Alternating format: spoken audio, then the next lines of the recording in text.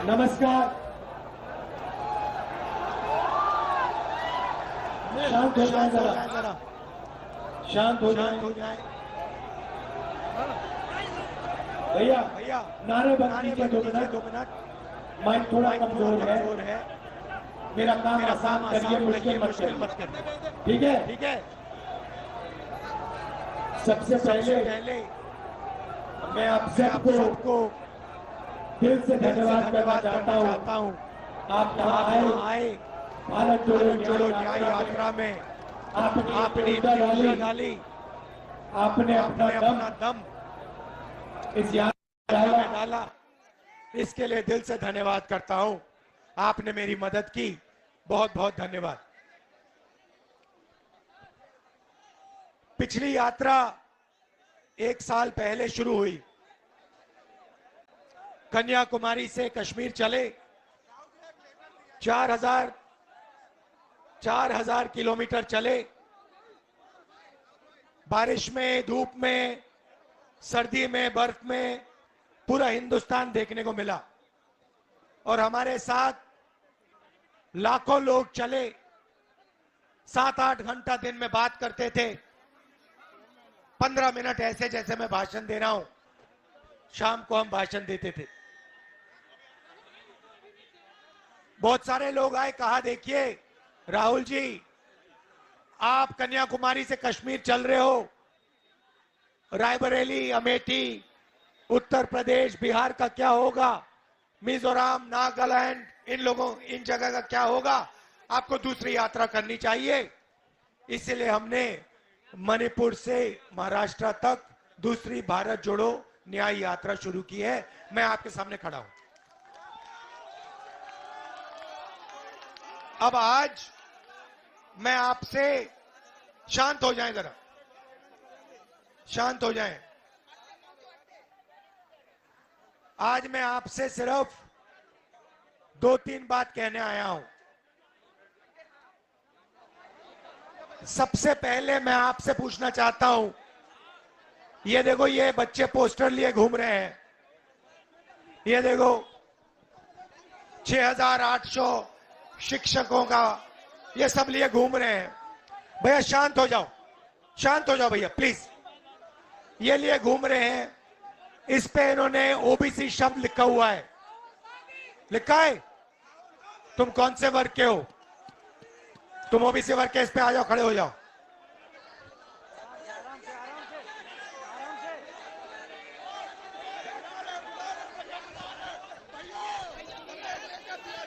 आप शांत हो जाएं 1 मिनट, मुझे काम करने दीजिए। आपका नाम क्या है भाई? सर मेरा नाम अमित मौर्य है।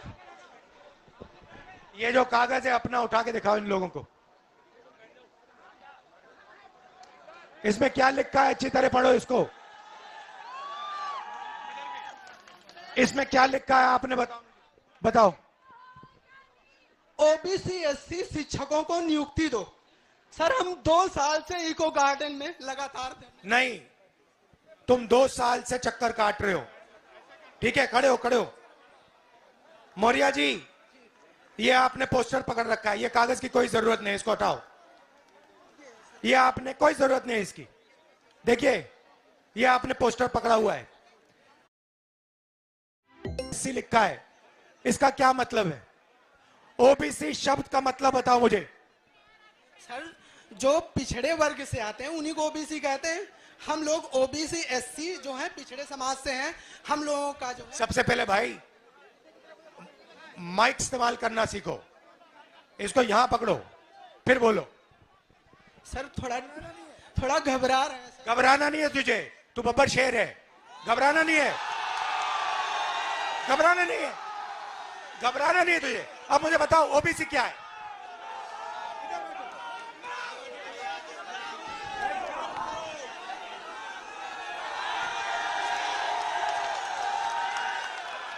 बताओ ओबीसी क्या, बताओ। आपको नहीं घबराना, ओबीसी क्या है मुझे बताओ।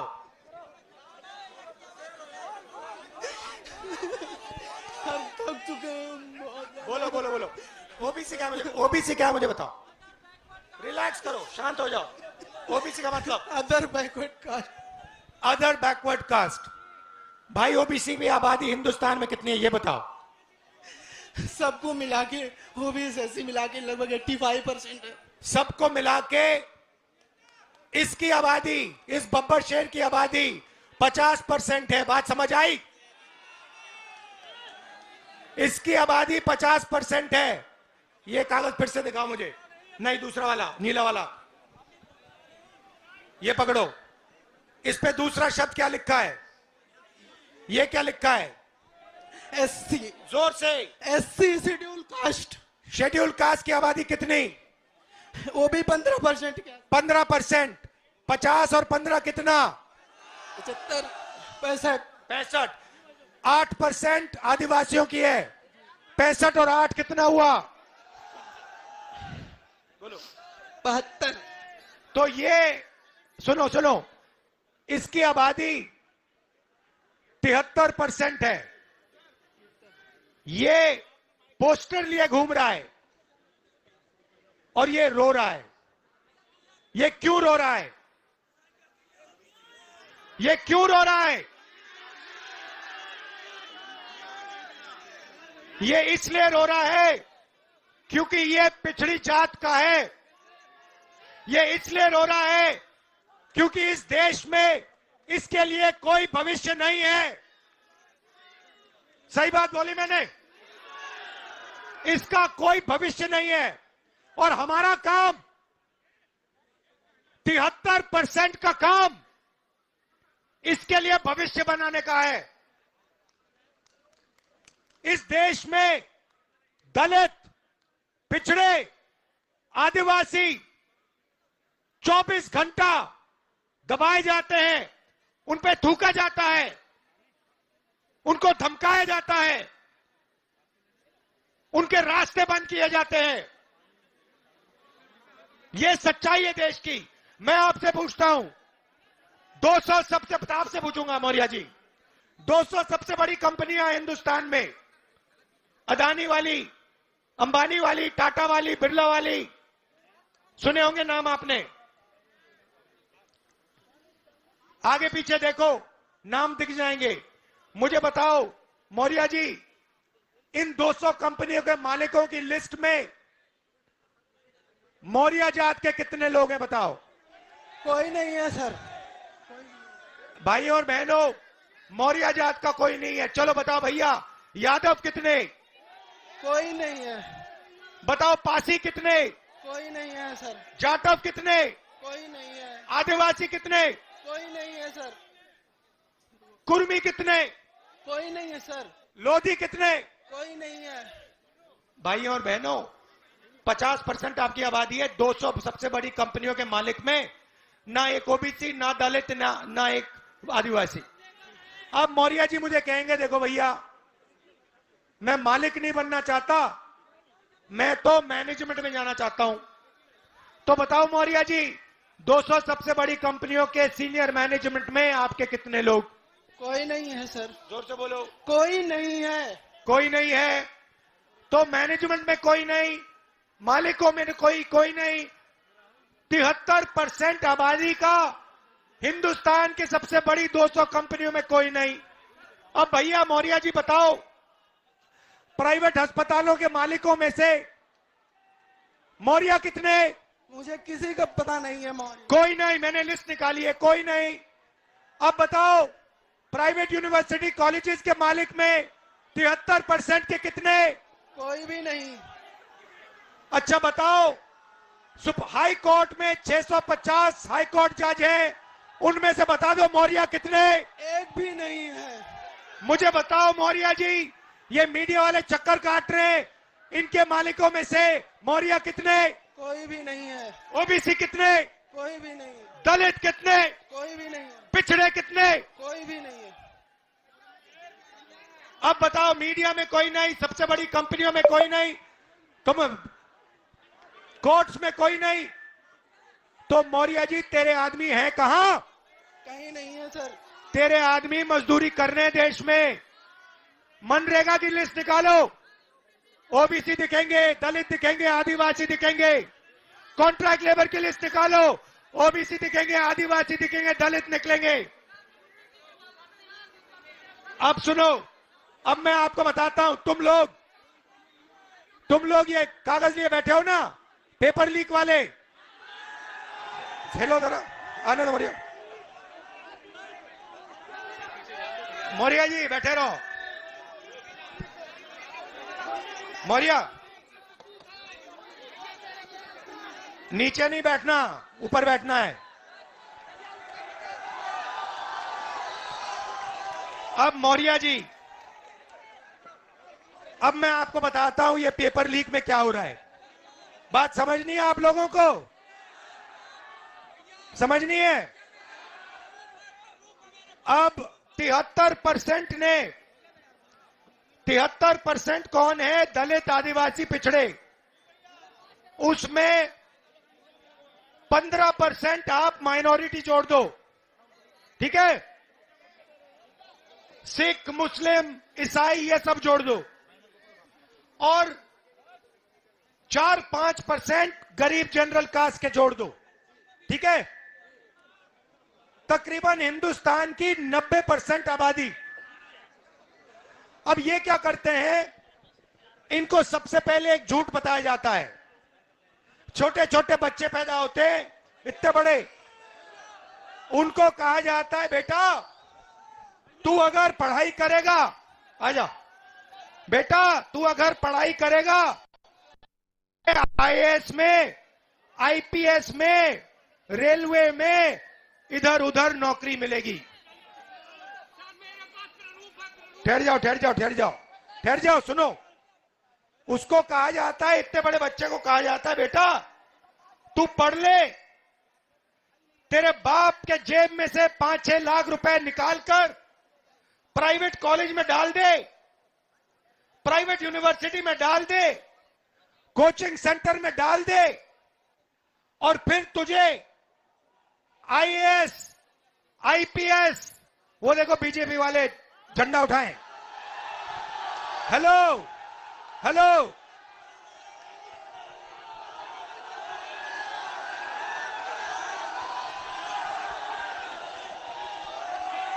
पांच लोग खड़े वहां पे झंडा लिए।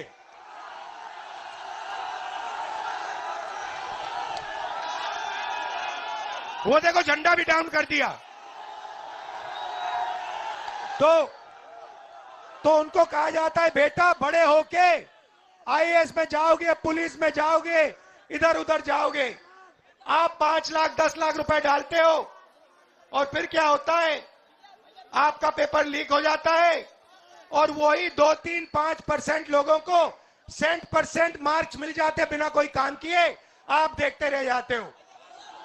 भाई और बहनों, आप पिछड़े हो, आप दलित हो, आदिवासी हो, आपका काम सड़कों पे लिए ऐसे पोस्टर लिए घूमने का है, ये आपका काम है। आपका इस देश में और कोई काम नहीं बचा, ये आपका भविष्य।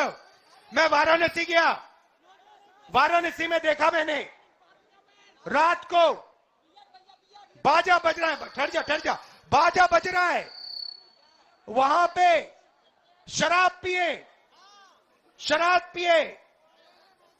सड़क पे लेटते हुए बाजा बज रहा है। यूपी का भविष्य रात को शराब पिए नाच रहा है, डांस कर रहा है नशे में। दूसरी तरफ राम मंदिर खुलता है, राम मंदिर में आपको नरेंद्र मोदी दिखेगा, आपको अंबानी दिखेगा, आपको अदानी दिखेगा, आपको हिंदुस्तान के सबसे अरबपति दिखेंगे। आपको एक पिछड़ा नहीं दिखेगा, आपको एक दलित नहीं दिखेगा, आपको एक आदिवासी नहीं दिखेगा। क्यों नहीं? ये वो आपकी जगह नहीं भाई और बहनों, आपकी जगह सड़कों पे भीख मांगने की है। आपका काम हिंदुस्तान में सड़क पे जाकर ऐसे पोस्टर दिखाने का है, और उनका काम, उनका कुछ नहीं होगा भैया,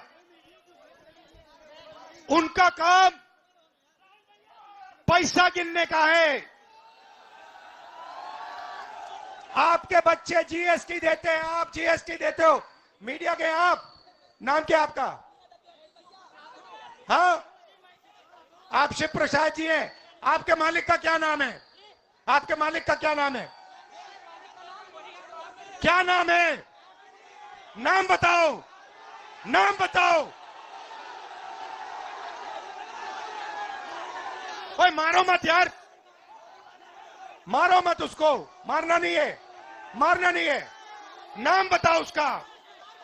वो ओबीसी है? नहीं। वो दलित है? नहीं। वो आदिवासी है? नहीं। अरबपति है वो। आपने कभी भैया उसको मारो मत बेचारे को। भैया आप आ जाओ यहां, आ जाओ, आ जाओ, डरना नहीं है, इसको बुलाओ, आ जाओ, आ जाओ, आ जाओ, मारना नहीं है इसको। आओ इधर, इधर आओ भाई, इधर लाओ इसको, आ जाओ। आप रिलैक्स करो, रिलैक्स करो, यहां आ जाओ बस शांति से। भैया शांति से यहां आ जाओ, बस बैठ जाओ, कोई प्रॉब्लम नहीं है। इनके जो मालिक हैं, अरबपति हैं, ये किसानों की कभी बात, बैठो बैठो, ये किसानों की कभी बात नहीं करेंगे, ये दलितों की, पिछड़ों की कभी बात नहीं करेंगे, ये अपने अखबार में ऐसा कभी नहीं दिखाएंगे। ये हिंदुस्तान का भविष्य है, ये है, इसको देखो अच्छी तरह। पेपर लीक, बेरोजगारी, महंगाई, ये आपका भविष्य है। और दूसरी तरफ 24 घंटा आपका ध्यान इधर उधर करते रहते हैं, इधर देखो, उधर देखो। भाइयों और बहनों, आपकी 73% आबादी है। क्रांतिकारी कदम लेना है आपको। मैं बता देता हूं क्या है। जाति जनगणना, सबसे पहले आपको पता लगाना है आपकी आबादी कितनी। उसके बाद इस देश का जो धन है किसके हाथों में, वो आपको पता लगाना है। आपको सुबह उठना है, कहना है भारत माता का कितना धन मेरे जेब में आया। अदानी उठता है सुबह और कहता है आज मैंने सोचना है, मैंने देखना है सोने की चिड़िया का कितना पैसा मेरे जेब में आया।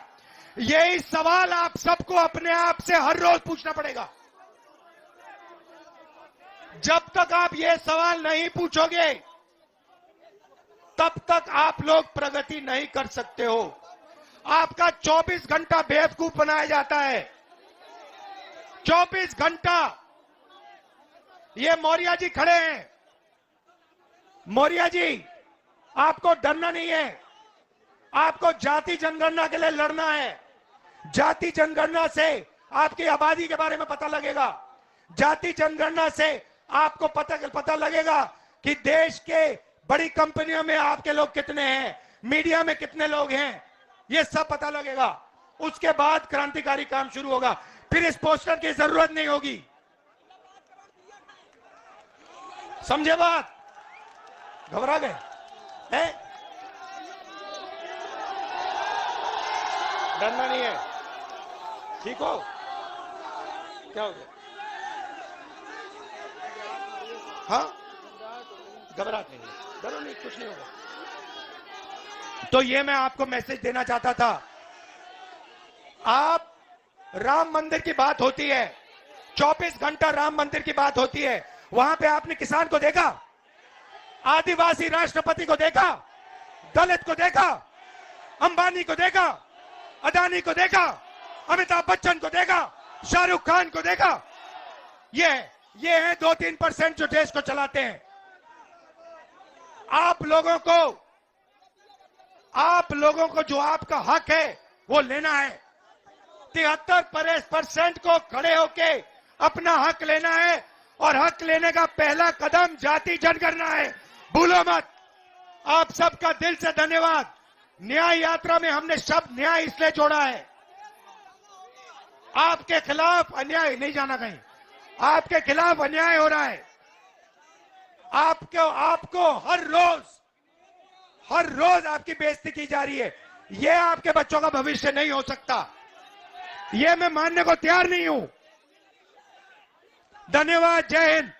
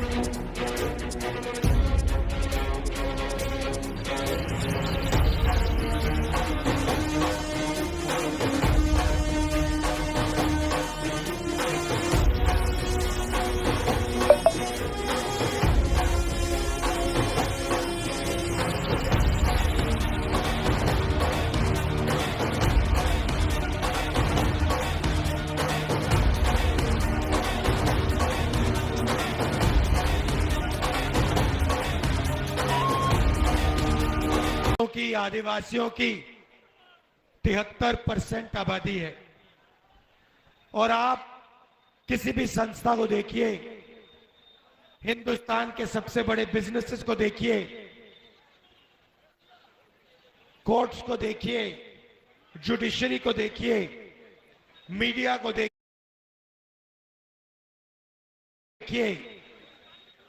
आपको ये 73% जो लोग हैं, इनके लोग इन संस्थाओं में कहीं नहीं मिलेंगे। प्राइवेट अस्पताल के मालिक की लिस्ट देखो, उसमें एक पिछड़ा नहीं मिलेगा। बड़े बड़े कॉलेजेस, यूनिवर्सिटीज के मालिकों की लिस्ट देखो, उसमें पिछड़ा, दलित, आदिवासी नहीं मिलेगा। बड़े बड़े ब्यूरोक्रेट्स की लिस्ट निकालो, उसमें पिछड़े, दलित, आदिवासी नहीं मिलेंगे। तो राज सिर्फ 2-3% लोगों का हो रहा है।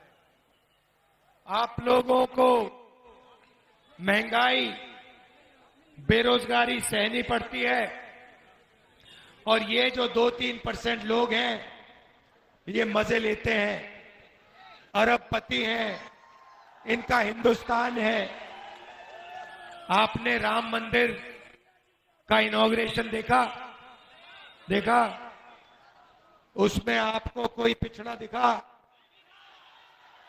उसमें आपको अंबानी जी दिखे, अदानी दिखे, अमिताभ बच्चन दिखे, और कौन दिखे उसमें आपको? कटरीना कैफ दिखी। और कौन दिखा? अमिताभ बच्चन दिखे, अमिताभ बच्चन दिखा, अदानी दिखे, अंबानी दिखे। देश के उद्योगपति केवल दिखे। मगर 53% वाला, 73% वाला, सॉरी, वहां पे कोई नहीं था। राष्ट्रपति आपकी आदिवासी है, उनको बाहर कर दिया। उनको कहा कि भैया तुम्हारी जगह नहीं है यहां पे, तुम राष्ट्रपति जरूर हो मगर राम मंदिर में तुम नहीं आ सकती। तो आपने कभी जेब कतरे को काम करते हुए देखा है?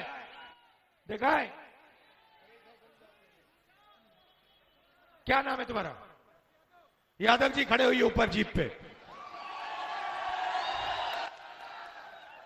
अब ये देखिए, ये सुरेश यादव जी खड़े हैं। अब अगर कोई चाहते हैं, कुछ नहीं होगा भैया, खड़े रहो, घबराओ मत, खड़े रहो, देखना चाहिए। अब अगर जनता, अगर कोई इसमें इसकी जेब काटना चाहता है तो सबसे पहले क्या करना पड़ेगा? हाँ, ओ भैया उधर देखो जरा, इधर देखना जरा, इधर देखो, उधर देख यार, उधर देख। पहले ये करना पड़ेगा, है ना? तो ये आपके साथ किया जा रहा है। देखो भैया पाकिस्तान, ओ देखो भैया चाइना, ओ देखो भैया राम मंदिर, ओ देखो भैया अमिताभ बच्चन, ओ भैया देखो कतरीना कैफ। पहले ये किया जा रहा है, उसके बाद क्या होगा? उसके बाद इसके पीछे आके कोई खड़ा हो जाएगा। जब ये इधर उधर देखेगा, ये उसका पीछे से फोन निकाल देगा। ध्यान उधर उधर कौन कराता है? नरेंद्र मोदी। पीछे से पैसा कौन निकालता है? अदानी जी। और भैया तीसरा बंदा होगा, वो लाठी लिए यहां खड़ा होगा कि किसी ने कुछ उल्टा सीधा किया तो लाठी लगेगी। अमित शाह, सीबीआई, ईडी, ये ड्रामा चल रहा है आपके साथ। आप 24 घंटा सुबह उठते हो, मोबाइल फोन खोलते हो, आपका ध्यान उधर उधर जाता है। जीएसटी से आपका पैसा जेब से निकलता है, नोटबंदी से पैसा निकलता है, और 1-2% अदानी जैसे लोग आपके पैसे को खाते रहते हैं, आप भूखे मरते रहते हो। ये हिंदुस्तान है। निकलने का रास्ता जाति जनगणना क्रांतिकारी काम, कि पहले पता लगाओ दलित आदिवासी पिछड़े कितने हैं और उनके हाथ में कितना धन है। जिस दिन आप लोगों को पता लग गया कि दलितों के हाथ में, पिछड़ों के हाथ में, आदिवासियों के हाथ में इस देश में कुछ ही नहीं है, उस दिन आप लोग जाग जाएंगे और जो आपको करना है आप 2 मिनट में कर दोगे। इसीलिए कांग्रेस पार्टी ने अपने मैनिफेस्टो में जाति जनगणना पहले नंबर पे लगा रखा है। यादव जी, आपका बहुत बहुत धन्यवाद। आप सबका दिल से धन्यवाद। नमस्कार, जय हिंद। यादव जी बैठो। आपने अग्निवीर योजना का नाम सुना है? जी सर, सुना है? जी जी। ये है क्या? क्या चीज सर जी? अग्निवीर योजना है क्या? अग्निवीर 4 साल के लिए कर दिया फौज में, तो इस बात कर दिया देश को हमारे। नहीं 4 साल में किया। तो आपको मालूम है कि अब हिंदुस्तान में 2 तरीके के शहीद होंगे। एक, सेना वाला जब शहीद होगा उसे शहीद का दर्जा दिया जाएगा, और दूसरा जो अग्निवीर होगा, जब वो शहीद होगा उसको शहीद का दर्जा नहीं दिया जाएगा, उसकी लाश को परी कर दिया जाएगा और उसको भूल दिया जाएगा। अग्निवीर योजना में जो शहीद होगा उसको ना पेंशन मिलेगी, परिवार को ना पेंशन मिलेगी, ना मदद मिलेगी, कुछ नहीं।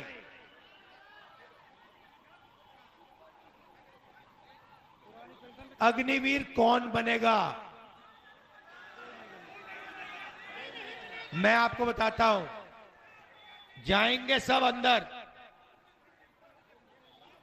4 साल बाद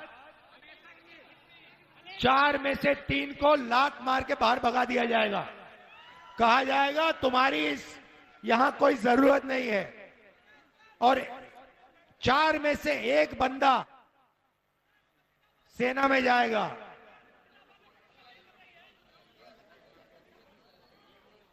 जो पैसा अग्निवीरों को मिलना चाहिए, सेना का बजट का पैसा, वो कहां जा रहा है? अदानी जी के जेब में जा रहा है। आप सारे हथियारों की लिस्ट निकालो, ड्रोन की लिस्ट निकालो, राइफल की लिस्ट निकालो, बारूद की, कारतूस की लिस्ट निकालो, सारी की सारी लिस्ट निकालो। आपको पता लगेगा कि अदानी डिफेंस को सारे के सारे डिफेंस के कॉन्ट्रैक्ट्स पकड़ाए जा रहे हैं। अग्निवीर को कह रहे हैं तुम्हें हम शहीद का दर्जा नहीं देंगे, तुम्हारे परिवार की मदद नहीं करेंगे, और जो उसको मिलना था वो उसके हाथ से निकालकर नरेंद्र मोदी जी अपने मित्र को दे रहे हैं। ये सच्चाई है।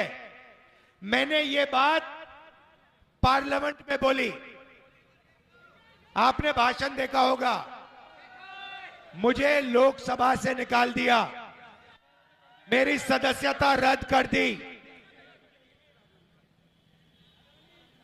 सुप्रीम कोर्ट ने कहा कि राहुल गांधी की सदस्यता वापस करो, तब मैं लोकसभा में जा पाया। मेरा घर छीन लिया, 2 साल की जेल दे दी। जब मेरा घर छीना, मैंने उनसे कहा ले जाओ, मुझे तुम्हारा घर नहीं चाहिए, मेरा घर हिंदुस्तान के करोड़ों लोगों के दिल में है।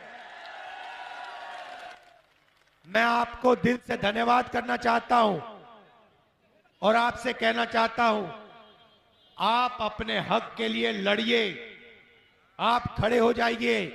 ये देश आपका है, 1% का नहीं है, आपका है, किसानों का है, मजदूरों का है, छोटे दुकानदारों का है, बेरोजगार युवाओं का है। खड़े हो जाइए, जागरूक हो जाइए, जो आपका है ले लीजिए। धन्यवाद। जय हिंद। राहुल गांधी, अखिलेश यादव जिंदाबाद।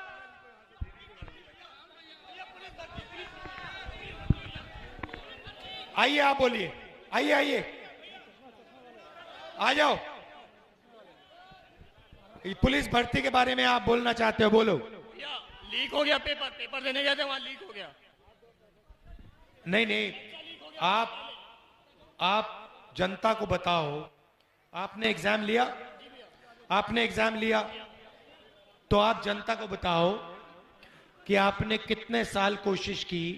सुनो, आपने क्या किया, आपने कितना पैसा अपना डाला, आपने कितनी कोचिंग ली, और आपको कब पता लगा कि पेपर लीक हो गया, आपको क्या लगा दिल में, ये जनता को बताओ प्यार से।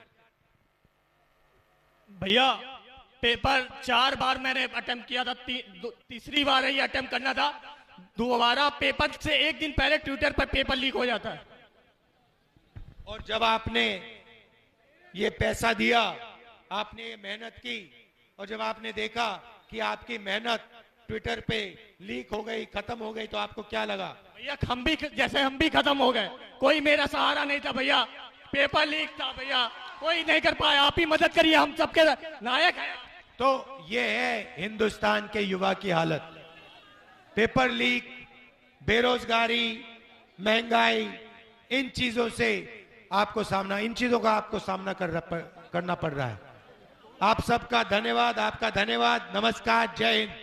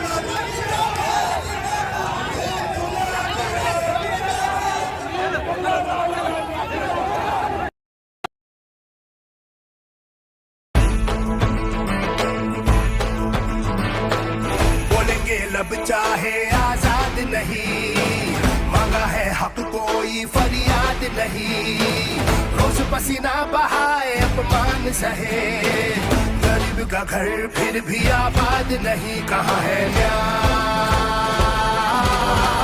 कहाँ है न्याय? काम की खोज है पैरों में है छाले, हक को तरसते भारत बनाने वाले, हर जुबां पे है ताने, बोल किसने डाले, है गुरूर जैसा सच छुपाने वाले। अब तो लेके रहेंगे न्याय, सहो मत डरो मत, सहो मत डरो मत, हम पहुंचेंगे हर घर तक, न्याय का हक मिलने तक, हम पहुंचेंगे हर घर तक, न्याय का हक मिलने तक। कितने गरीबों का स्वाभिमान लुट गया, गरीबों से पूछो, कितने युवाओं का सपना टूटा, युवाओं से पूछो, कितनी नारियां सम्मान को तरस रही, नारी जीवन से पूछो, हाथ से जुड़े हाथ सब देशवासी साथ, सबके हक के लिए न्याय की करेंगे बात। गरीब किसान साथे मजदूर हक के मारे, मिल के जब बढ़ेंगे तो न्याय लेंगे सारे। हम पहुंचेंगे हर घर तक, गली मोहल्ला संसद तक, न्याय का हक मिलने तक, न्याय का हक मिलने तक। चली चली चली चली भारत जोड़ो न्याय यात्रा,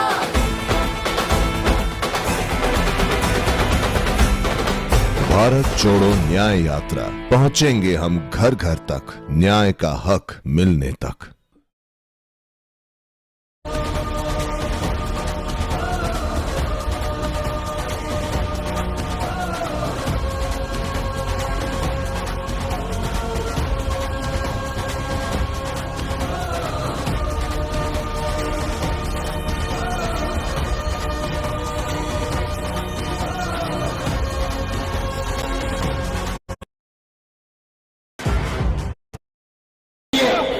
तो हमने बात मान ली, दूसरी यात्रा की भारत छोड़ो न्याय यात्रा, और आज मैं यहाँ आपके सामने खड़ा हूँ, हाजिर हूँ। पहली यात्रा में से एक बहुत सुंदर नारा निकला, जिसको आप सब समझ जाओगे। नफरत के बाजार में मोहब्बत की दुकान खोलनी, क्योंकि हम सब जानते हैं कि ये देश नफरत का नहीं है, इसका इतिहास नफरत का नहीं है, इसके धर्म नफरत के नहीं है, इसकी भाषाएं नफरत की नहीं है। ये देश भाईचारे का है, मोहब्बत का है, एक दूसरे की इज्जत करने का है। पिछली यात्रा में मैंने बहुत सारे लोगों से पूछा, ये देश में जो नफरत फैलाई जा रही है, इसका कारण क्या है? और उन्होंने जवाब दिया कि राहुल जी, अगर आप इस देश में गरीब हो, पिछड़े हो, दलित हो, आदिवासी हो, माइनॉरिटी के हो, तो आपको इस देश में न्याय नहीं मिल सकता। आप कुछ भी कर लो, आपको मीडिया में न्याय नहीं मिलेगा, आपको पुलिस से न्याय नहीं मिलेगा, आपको कोर्ट्स में न्याय नहीं मिलेगा, आपको बड़े बड़े ब्यूरोक्रेट से न्याय नहीं मिलेगा। आप जिंदगी भर न्याय घूमते फिरोगे, आपको न्याय नहीं मिल सकता। नफरत का यही कारण है, गुस्से का यही कारण। तो मैंने पता लगाया, भाई और बहनों, इस देश में पिछड़े लोग, पिछड़े आबादी के कितने लोग हैं? 50%। दलित कितने? 15। आदिवासी कितने? 8%, माइनॉरिटी कितने? 15। तो 50 में 15 दलित जोड़े कितने होते हैं? 65। उसमें 15 माइनॉरिटी जोड़े कितने होते हैं? 80। उसमें 8 आदिवासी जोड़े कितने होते हैं? तकरीबन 90% आबादी पिछड़ों की, दलितों की, आदिवासियों की, माइनॉरिटीज की। अब आप 200 सबसे बड़ी कंपनियों के मालिकों की लिस्ट निकालो और उसमें बताओ पिछड़े, दलित, आदिवासी कितने? एक भी नहीं। मीडिया के मालिकों की लिस्ट निकालो, दलित, पिछड़े, आदिवासी कितने? 0। कोर्ट के जजेस की लिस्ट निकालो, 650 जजेस की लिस्ट निकालो, दलित, आदिवासी, पिछड़े, माइनॉरिटी कितने? भाइयों बहनों, आपकी भागीदारी कहीं है ही नहीं। आपकी भागीदारी इस देश में है ही नहीं। आप सुबह उठते हो, खून पसीना देते हो, मगर आपका कॉर्पोरेट्स में, मीडिया में, जुडिशरी में नाम और निशान तक नहीं। इसलिए हमने कहा है कि सबसे क्रांतिकारी कदम हिंदुस्तान की प्रगति के लिए सबसे बड़ा क्रांतिकारी कदम लोगों की गिनती, जाति जनगणना। इससे दूध का दूध, पानी का पानी हो जाएगा। जाति जनगणना के बाद इकोनॉमिक सर्वे, फाइनेंशियल सर्वे, जिससे हम पता लगाएंगे दलितों के हाथ में कितना पैसा है, आदिवासियों के हाथ में कितना पैसा है, पिछड़ों के हाथ में कितना पैसा है, और आपको साफ दिख जाएगा कि हिंदुस्तान का पूरा धन 2-3% लोगों के हाथ में है। अदानी, अंबानी, टाटा, बिरला, ये 2-3% लोग आप पर राज कर रहे हैं। नए हिंदुस्तान के महाराजा हैं ये लोग। और जो प्रजा है वो भटकती जाती है। कभी आपके पेपर लीक हो जाते हैं, होते नहीं होते। कभी आपको नौकरी से निकाला जाता है, आप पे जीएसटी लागू होती है, नोटबंदी लागू होती है, पेपर लीक होते हैं। आपकी जो सरकारी भर्तियां हैं वो नहीं होती। अग्निवीर योजना स्पेशल बनाया गया है आप लोगों के लिए, 73% के लिए, कि आपको जो आपका रास्ता था आर्मी में जाने का, सेना में जाने का, वो भी इन्होंने अग्निवीर से बंद कर दिया है। भाई देखो, आप जितना चिल्लाना चाहते हो आप चिल्लाओ। इस देश में आपको रोजगार नहीं मिल सकता, आपको नहीं मिलेगा। आप पिछड़े हो, आप दलित हो, आप आदिवासी हो, आप गरीब जनरल कास्ट के हो, रोजगार आपको नहीं मिल सकता। आप चिल्लाओ जितना चिल्लाना है। नरेंद्र मोदी जी नहीं चाहते कि पिछड़ों को, दलितों को, आदिवासियों को, गरीब जनरल कास्ट के लोगों को रोजगार मिले, देश में नहीं मिलेगा। राम मंदिर का फंक्शन देखा आपने, उसमें पिछड़े कितने दिखे, उसमें दलित कितने, आदिवासी कितने। आदिवासी राष्ट्रपति है, उसको अंदर नहीं जाने दिया। दलित एक्स राष्ट्रपति है, उनको अंदर नहीं जाने दिया।